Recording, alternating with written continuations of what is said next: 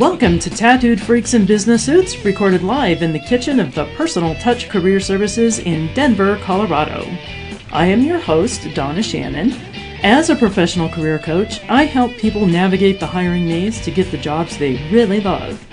In addition to working with job seekers one-on-one, I do have a book available. You can find How to Get a Job Without Going Crazy on Amazon or, of course, my website. I actually have two guests today. Joining me is Rustin Tonn, the regional manager at Newgistics, and Dan Weinstein, vice president at Aon, as well as the founder of Colorado Leadership Cares. And we're going to be talking today about some of the barriers for employment, and especially how employers can become a more trauma-informed employer and tap some hidden talent pools. So overall, our show's purpose is to explore and redefine the world of work, especially as Gen X, millennials, and those to come after seek positions of leadership that still allow them to be themselves. Every show we will explore a topic related to business or job searching, and of course, we're going to talk about tattoos. Our sponsor is the Personal Touch Career Services, Denver's top-rated coaches. We focus on the practical tools for your job search, such as resumes, LinkedIn profiles, job search coaching, and ongoing classes. Check out our ridiculously long website, personaltouchcareerservices.com. Once again, that's personaltouchcareerservices.com, or, just Google it. So, hi, gentlemen. How are y'all doing today? Doing well. Excellent, thanks. Thanks for the invitation to be on the show. Great. So, why don't you guys just do a little introduction for yourselves? Tell us a little bit about, each of you and how you got involved in this whole project. Hi, Rustin Tonn here, and they're my opinions and not my employers. A little bit about myself. I'm a Colorado native, born in a mountain town. Lived in Denver since about '99 and started my HR career about 11 years ago. It's been an extraordinary journey, and I really love the work. Started speaking about alternative type opportunities years ago in churches, in my sermons. It's been a passion area of mine. And most recently, we came up with a concept called the trauma-informed employer that builds off a set of principles that healthcare providers and other social type organizations use to work with people who've experienced trauma. And so as Dan and I met each other and began talking with one another, after several meetings, we landed on, hey, there's this whole tool system that exists out there that could be a great benefit to for-profit employers and other organizations. One that provides insights into people that may not fit the regular mold or the normal way you would get a job. And so we wanted to explore that and kind of blow the lid off what might be otherwise challenging, and and just hopefully we open some eyes around what would be possible in these alternative talent pools. And this is Dan Weinstein, and I guess so not a Colorado native, although the rest of my family is. So originally from New York, and came out here. Actually dragged my Colorado native wife back here, and got three little kids that are all in school now. And my career really started in business development and sales, and took an interesting path. And as I've got into the health and benefits space, and working with HR and with really attracting and retaining talent, I started to see areas, just individuals and people in the community that were really being underserved and not really being hidden out there. And so I started creating, and this is where Colorado Leadership Cares came from, creating an organization to bring those people I work with, so HR professionals, senior HR professionals, to do skills-based volunteering at local nonprofits that were breaking down barriers to employment. So was working with local organizations like the Women's Bean Project and the Gathering Place and the Casa Resource Center, all of which practice this trauma-informed care, which again, neither Rustin nor I created that concept, but took that and started to see how it would apply to the for-profit world. And since then, I've joined the Denver Workforce Development Board and continue to try to make connections here, including the connection to Rustin and the areas he was passionate about that intersected with the areas that I was passionate about. And that became the genesis for this talk. Cool. Cool. I actually have a little bit of experience with this population myself as far as working with job seekers.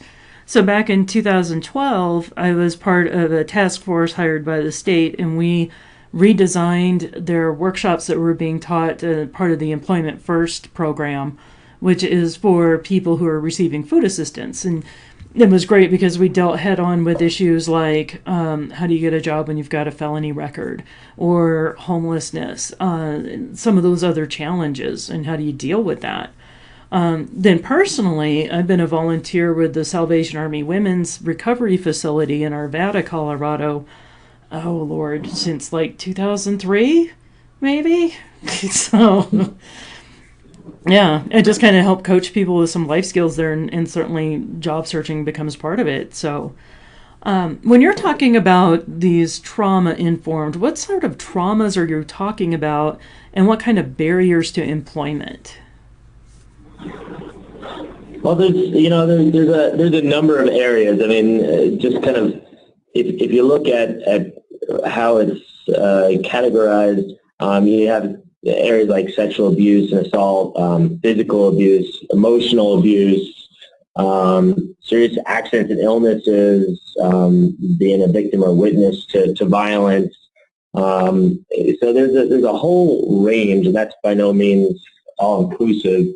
And one of the things that I think Rustin could jump into a couple here, but one of the things that really sticks out about trauma as a whole, regardless of what areas, that trauma that's experienced as children, if you are a child experiences trauma, has a much larger effect on the individual.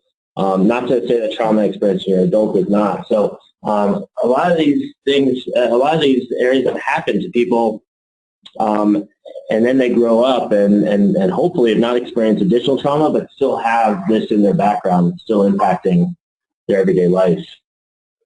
Yeah, I want to add to that just a little bit of the population that we're talking about here. Those people that have experienced these levels of trauma often find themselves working through mental illness somewhere on the spectrum. They have been addicted or working in some level of recovery, have been victims of some level of abuse, including domestic violence, may be experiencing homeless, may have a criminal record, may commit crimes and not have a criminal record, and any other type of impact. And some of these populations have multiple checkboxes there, right, and others just have one. Mm-hmm. Okay. So what kind of accommodation can employers make to attract these populations? So if it's all right, I want to back up just a little bit and maybe pull apart just a couple of those areas. Would that be all right? Oh, yeah, absolutely. Go ahead. So a couple of pieces that, we see when we're going through and kind of reviewing applications or resumes or people who are searching for talent, we see people with past criminal history or addiction and recovery issues. So I guess one of the things that we've seen in the nation so far, we've seen campaigns like Ban the Box come through, and that's had some success, but it's not actually as effective as we'd like it to be. We see on somebody's job employment application employment gaps, or maybe they're transitioning jobs over and over and over again. And of course, that begs the question, what's happened to this person? Which is one of the premises of the trauma-informed employment, is not what has this person done, but what has happened to this person. And so as we're talking to the addict, as we're talking to someone in recovery, as we're talking to somebody that has a past criminal history, what we want to make sure that we're also sharing here is that everybody needs a coach. Everybody needs self-esteem. Everybody needs to build upon the experience they've had for themselves. And so make sure when you're representing yourself, if you're in part of the population, that you are looking at your experiences from the past as an opportunity to contribute to your future and not putting yourself down. And so that's kind of the message that I want the audiences to hear, both those that have affected and that can help. Does that make sense? Yeah, it does. And like with the program that we did with the state, one of the big issues with the felony background, and for any of our listeners who don't know, the ban the box movement means, where you go on an application and it's got that question, have you ever been convicted of a felony, and you have to check yes or no. And there's so many employers will see that on the application and throw it away. So there's a movement to actually do regulation on either a state basis through legislation to make it illegal to ask that question, just like it would be illegal for me to ask if you're a U.S. citizen. I can ask if you have the legal right to work in the U.S., but, I can't discriminate on somebody being a citizen or not. Yep. But going back to that felony question is, it's important for the job seeker, if you find yourself in that situation, like a lot of the women I worked with at Salvation Army, they would have gotten felonies based on their addictive behavior and the need to convince the employer that, hey, I've really changed, I've been through this program, and now I'm just looking for somebody to give me a chance. Yep.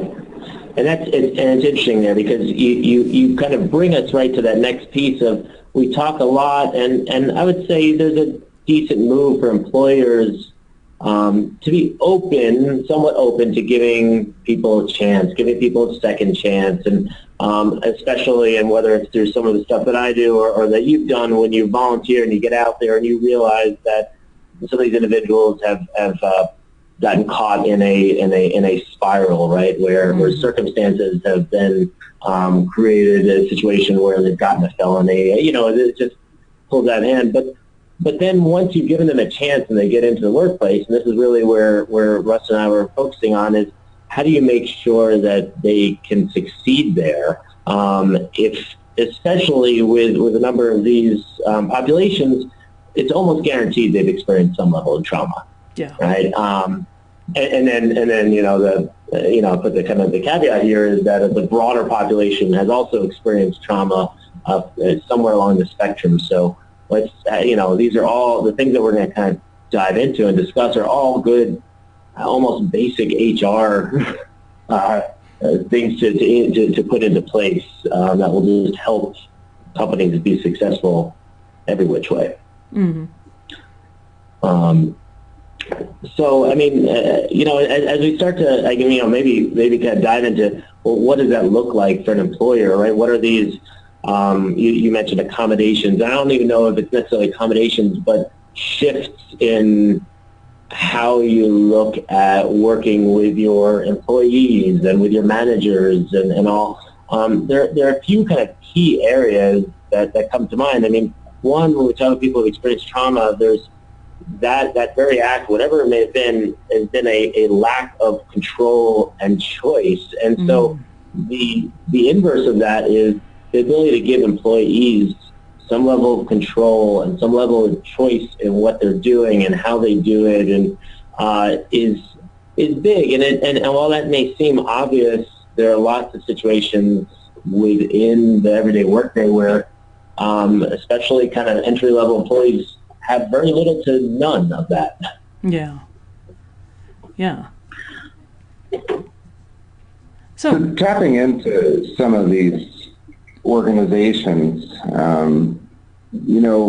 along with the individual relationships that these organizations are building with people, when you start a job interview process, that's what you're starting. You're checking out the relationship. You begin to discover one another, what your organization is, where this person's been, the experiences and competencies they bring, and you build a relationship. So as an organization begins to explore ways to find alternative talent, they find maybe a relationship with a trusted organization, somebody that really cares about the individuals that we mentioned earlier. And it doesn't have to be all of them. It could be one of them. Maybe it's the passion area of the business owner or the hiring manager, and that might bring a good tie to the well-being the person's feeling by reaching out into this. But again, one of the things, one of the pitfalls, one of the traps is we all want this plug and play, buy it off the shelf. We live in America. It's got to be ready. It's on demand. I want it now. 2-day shipping. It's all Amazon Prime. Well, people aren't like that, right? Yeah. So to be able to take somebody off the shelf and just plug them into a position, that's hard to do from just a regular talent pool, right? Very true. Looking at an alternative talent pool, you've got to build and discover the relationship with the source and the organization that you're looking to pull from, and then trust that relationship that has been developed internally with the candidate and the person that they're referring. And that's just one way to tap into some of these pools. But let me stop there because I think I heard you start with a question and then I cut you off. Oh, no. So which are some of the organizations that you would partner with? I think you mentioned the Women's Bean Project, and not all of our listeners are in the Denver area. So could you just tell me a little bit more about the types of organizations you're talking about? Yeah, so when I was putting together some of these events, like I said, I was looking at organizations that had programs specifically focused on employment. And the Women's Bean Project, which if you don't know, Google them. They sell amazing bean soup mixes and other products that go to support their mission. But they set up a system there whereby they're hiring, so specific to women, as the name implies, who have had these barriers, these traumas, whether it be homelessness, previous addiction, abuse, or incarceration, and they need a second chance, and so they will hire them. So they're actually working and getting paid by the hour to put together the products or whatnot. But a good portion of their time there, their 9 to 5, or I think it's actually like 9 to 4:30 or whatever their workday is spent in life skills and job skills. They partner with Dress for Success to help them make sure they have an appropriate wardrobe for interviewing and for working. And the program has a defined limit, so they can't stay there forever. The Women's Bean Project specifically has continued to evolve, so their program now is flexible based on where the women come in and where, what level they need to move to. But that's generally a 3 to 6 month window, and then they need to get a job outside of there with these skills they've taken. The small piece that Colorado Leadership Cares plays in that process is that we'll come in and perform what we call mock interviews, a whole series of mini mock interviews for the women, where they'll go through 6 of these with hiring managers, CHRO, the VPs of HR. And as we know, everyone's different, even at that level, and how they interview and the questions they ask and the feedback they give. But more than anything else, these are strangers to the women, right? So they're not part of the program at the Women's Bean Project that they've been working with. And so there's a level of nervousness, which is good nervousness, and anticipation. And it's incredible to see, because as they go from the first interview to the third to the 6th, they get relaxed and they've worked on some of their answers, and they've figured out they've taken the advice, and we talk about being a really safe place to make a mistake, to ask a question, and get right for the real thing. So really looking to bolster confidence there. So that's one example. The Gathering Place on the flip side is sort of I don't want to say a polar opposite, because they're trying to do a lot of the same things, but they don't have a set program. So they're a drop-in center for women, children, transgender individuals, and they're providing really the Maslow's hierarchy of services to these individuals on a day-to-day basis. And as some of those individuals are ready for it, they have these employment skills. And Melanie Deem over there runs the program, and they can help them get GEDs, and they can. And we do mock interviews there as well, and they do job fairs. But not everyone they work with is ready for that level. So they're really looking to meet their members where they are, where they come in the door. And sometimes that's simply just a dry, safe place to sit down and take a breath. So there's a whole series of kind of opportunities for people. Beyond the organizational level, and there's grassroots organizations in almost every community, county, state, in the union, there's also a lot of government attention on these matters. Any one of these numbers does probably have a government organization or tie to it. And so one of the things that I want to point out about addiction recovery, those reentering from being justice involved previously, is that it's got a lot of bipartisan support. We have both Republicans and Democrats who are interested in help solving this problem. And beyond just the legislature, we've got the court system, rather, not the Supreme Court, but the court system and the judiciary that understands recidivism is costing us so much money. Yeah, and one of the things that we keep finding out is when people have a job, they have a tendency not to reoffend, which means it costs the taxpayer less money, the organization gets retention out of it, and we have made a difference in our communities and our society. So it's beyond just grassroots organizations. Government's also highlighting it, just making sure we have enough voices hearing the message. Yeah. Yeah, I believe you were saying in your presentation, it's like right now in the Colorado, unemployment is about 2.4%, but among these populations, it's more like 10 to 15% unemployment. Is that correct? Yeah, so our premise here is we have a lot of underemployed people or people that have just given up and stopped looking. Yeah. And so when you look at that percentage, the unemployment rate expands. And that's actually music to a lot of talent acquisition's ears, because this has been the most competitive environment that I, as a human resources professional, have ever worked in. Mm-hmm. And so what that means is we don't have any more available talent. Like everything that's available, it needs to either be passively sourced, poached from another employer, or found in different pools. Mm-hmm.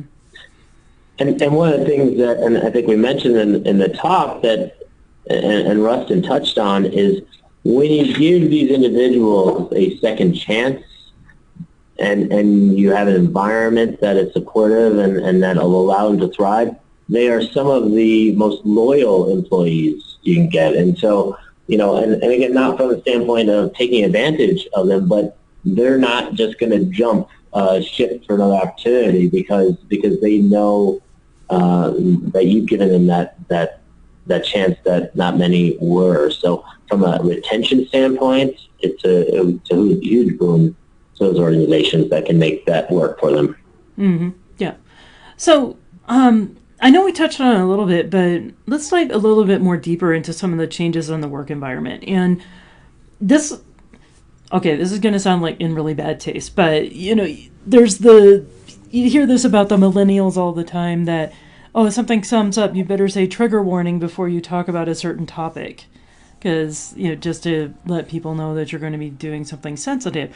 That's not what we're talking about when we're saying modifying our work environment or being a little bit more accepting of people with these issues, correct? I think beyond the traditional diversity trainings and inclusion trainings, this is actually a little more disruptive in that end because, there is the whole empathy piece, there's the self-esteem piece, there's the, make sure you know what you're saying and how it sounds to other people piece, but it goes beyond that. Like, we're talking about people who've really had some significant trauma here, and so it is kind of a culture change. When you entertain working with somebody who's had serious trauma in their lives or past criminal history or is homeless, you're not going to dress or treat them the same or approach them in the same way that you might somebody who's your average meet expectations employee. You have to think through, not only support it through your culture and through leadership, but also have a deep sense of empathy for where the individual is coming from, and not that entitlement, well, I pulled my boots on and went to work, so why couldn't they? So it has to be a selfless approach. It has to be like, gosh, when I approach this individual, what might What might I do to help them feel included, to help them feel involved, to help them feel like they are part of the team? Does that answer your question? Yeah, so it's not like putting a protective shell around them. It's thinking of ways to, like you said, get involved and be inclusive. So now we're not walking on eggshells. We're going, how can we communicate with each other in a better manner?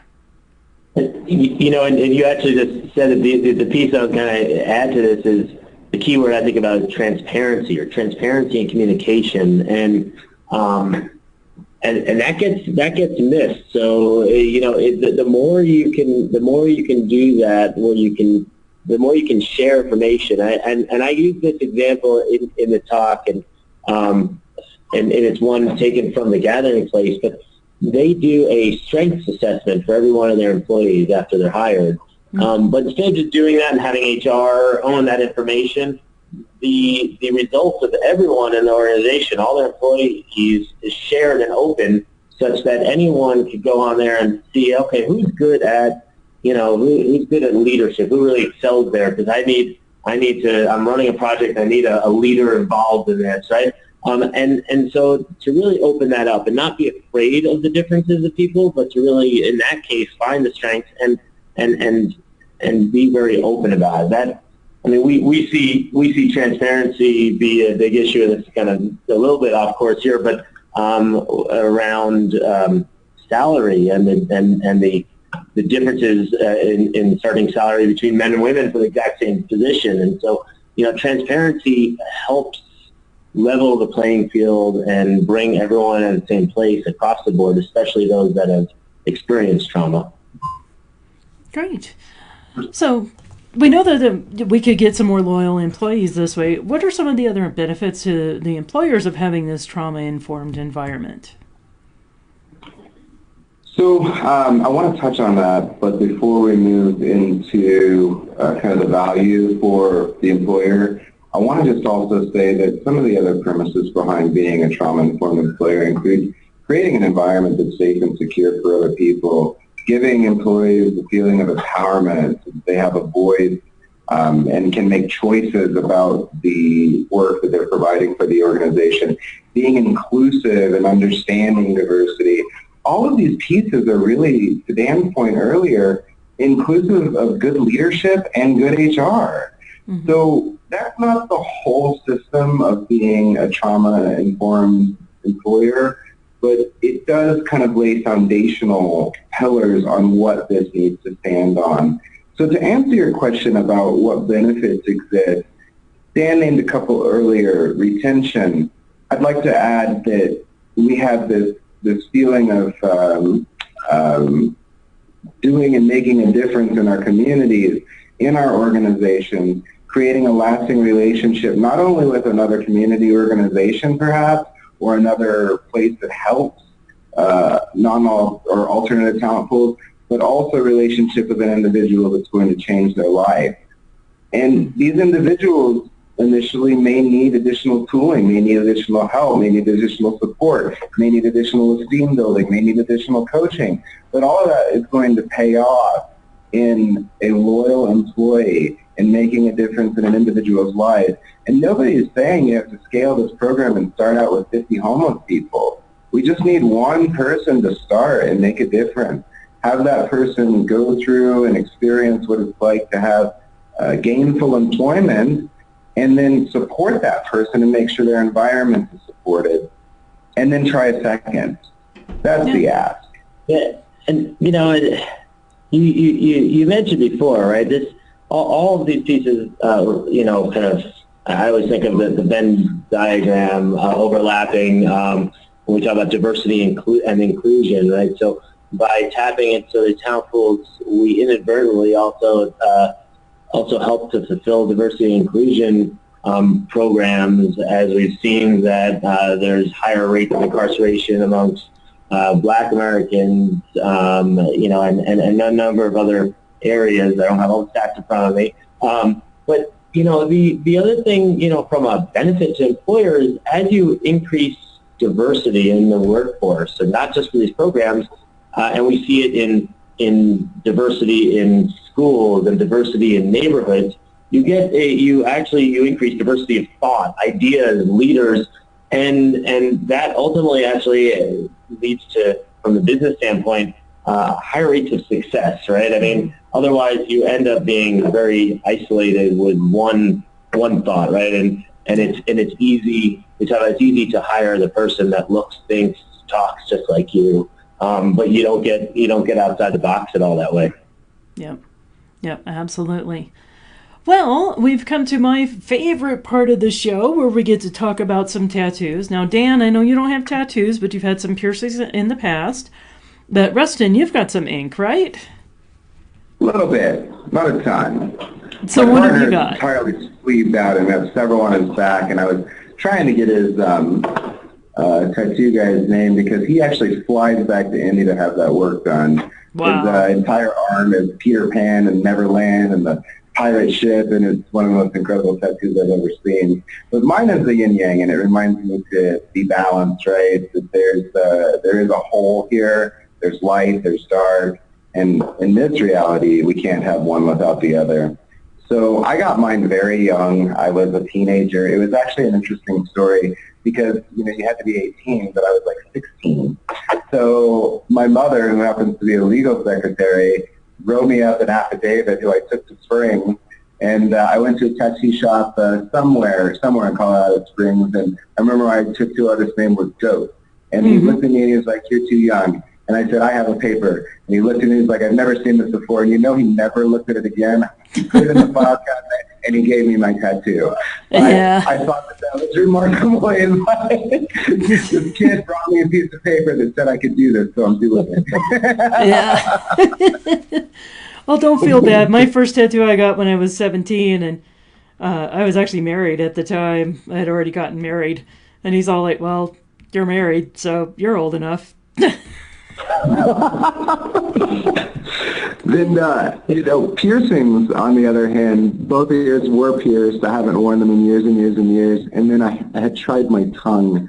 I really loved it at the time, but man, I smashed my tooth real bad years and years ago. So I still remember that tongue ring. Yeah. Well, see, there you go. Yeah. That's some serious body modification. I never did the piercing route beyond just lots in my ears, but yeah, my hat's off to anybody who does their tongue. That's intense to me.